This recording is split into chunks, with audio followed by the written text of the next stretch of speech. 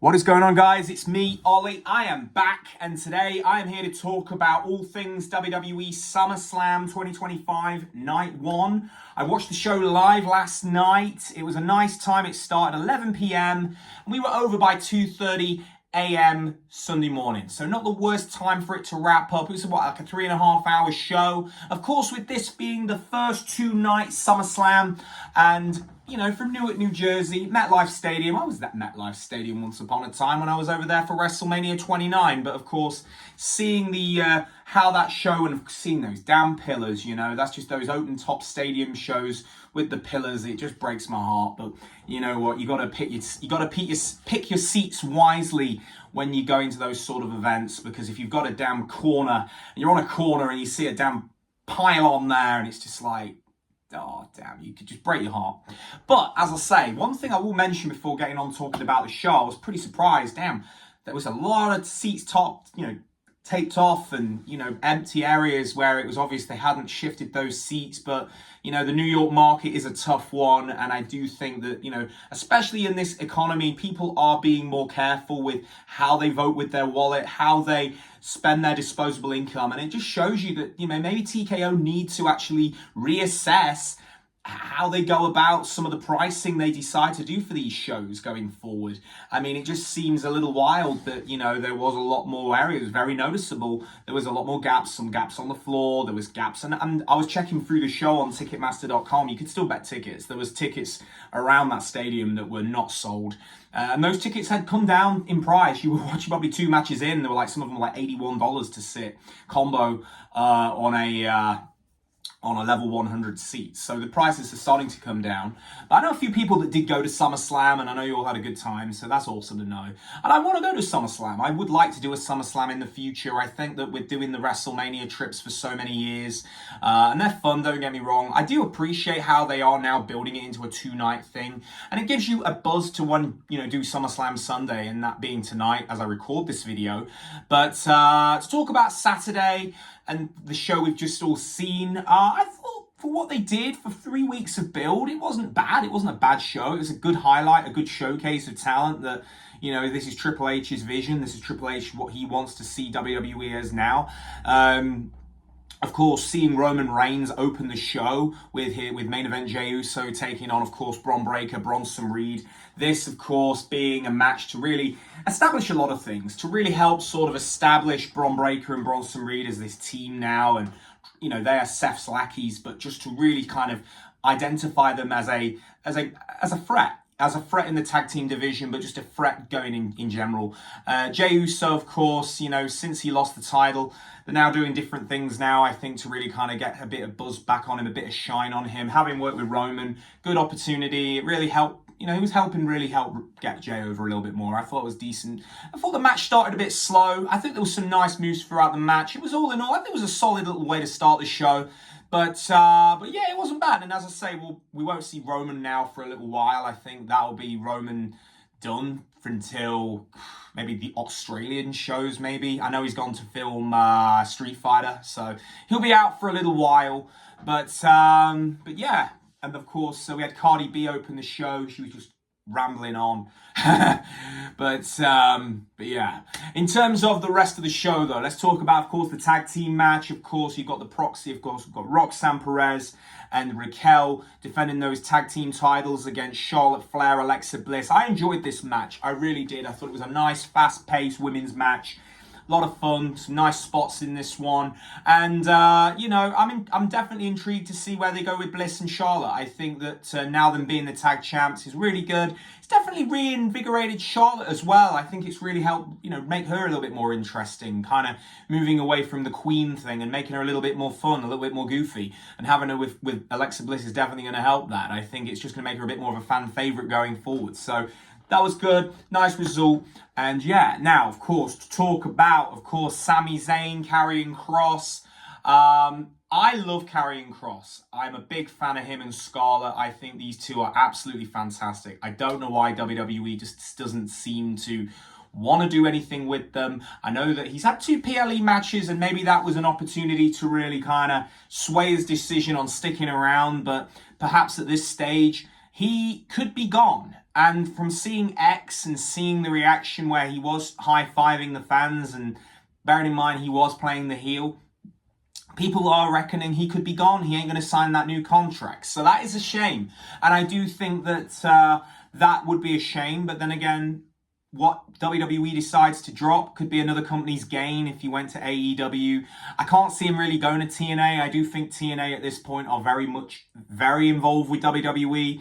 And I don't know if they can really keep picking up talent that WWE decides they don't no longer want. It does seems to me that I think TNA are they're very connected heavily with WWE now. I don't see them as in their own thing. They seem quite attached. But yeah, I maybe. But then again, Cross won at one point, so I don't know. It's interesting, but I can't see where Cross goes from here. But we'll see. And then Triple H completely no-sold the Cross-Sammy match on the post-show. So that does make you think, is he trying to work the fans or is Cross actually gone? That's the thing.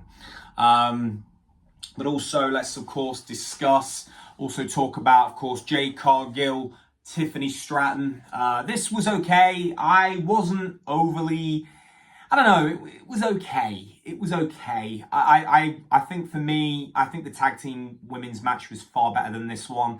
I think Jade is getting there. They're developing her. It's taking time. You know, when she was in AEW, she was this dominant monster that went through everybody, but at the same time, didn't really give her long matches to really showcase what she could do. Whereas now, I think with the right work and the right development with what they're doing now with Jade, they're really now starting to tweak her and show her that WWE style, and that's kind of what they're trying to do. And of course with Tiffany Stratton as well, you see in the future of the women's division with these ladies.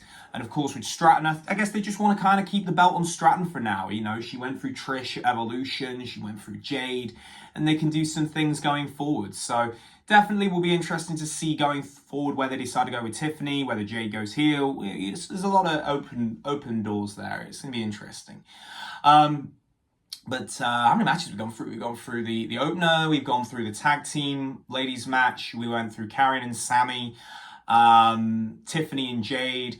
Let's talk about, of course, the celebrity match. Of course, Jelly Roll and Randy Orton against Drew McIntyre and Logan Paul.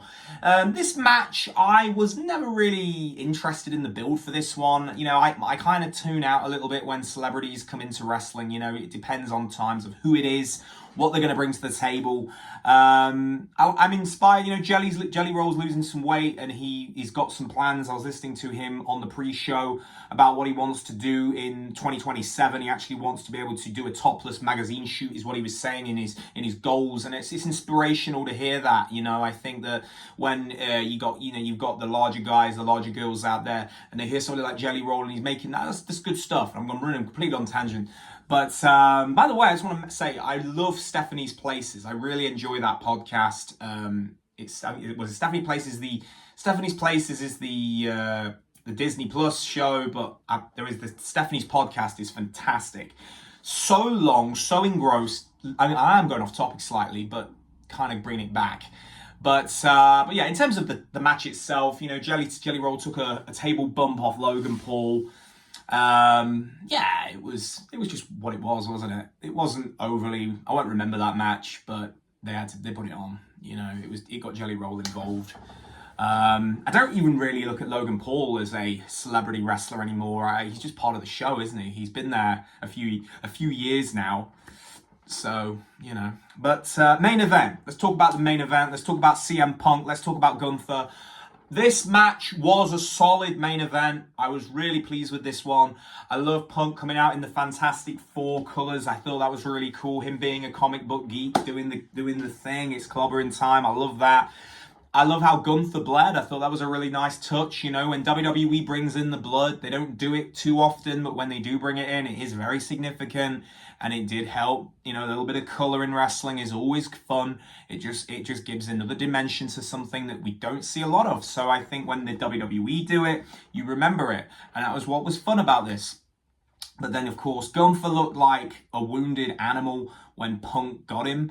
2 GTSs, one literally stuns him and then he does another one and gets him down. I did enjoy the match. I loved the main event. Main event was fun and it was just, yeah, definitely best match of the night. I enjoyed that and the women's tag team match. I think they were like my favorite matches on this show.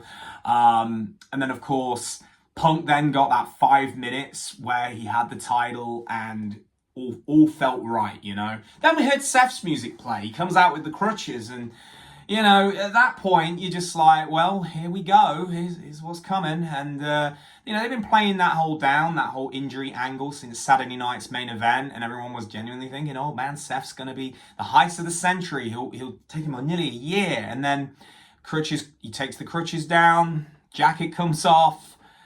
He ain't trolling. He's down. He runs to that ring like it's WrestleMania in San Francisco. And he cashed in, beat down Punk.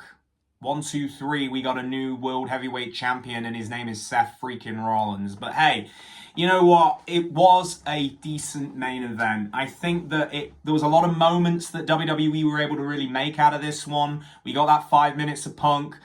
Just the visual of him with the world title, it just gave those Punk fans that minute. It gave us that moment, you know, him being gone all that time, and it just kind of reminded you that he will get that title one day. And remember, folks, the chase in wrestling will always be more fun than the destination. And it just re-established a chase. It's just brought a new chase to CM Punk now. And I think that is what's going to make CM Punk incredibly fascinating to watch these next few months. How's he going to get the belt back off Rollins? When are they going to feud? Are they going to have another match? Are they going to wrestle at Clash in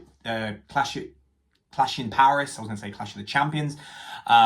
You know, so there's all that to think about. I think that for the SummerSlam night 1, I thought it was a solid show.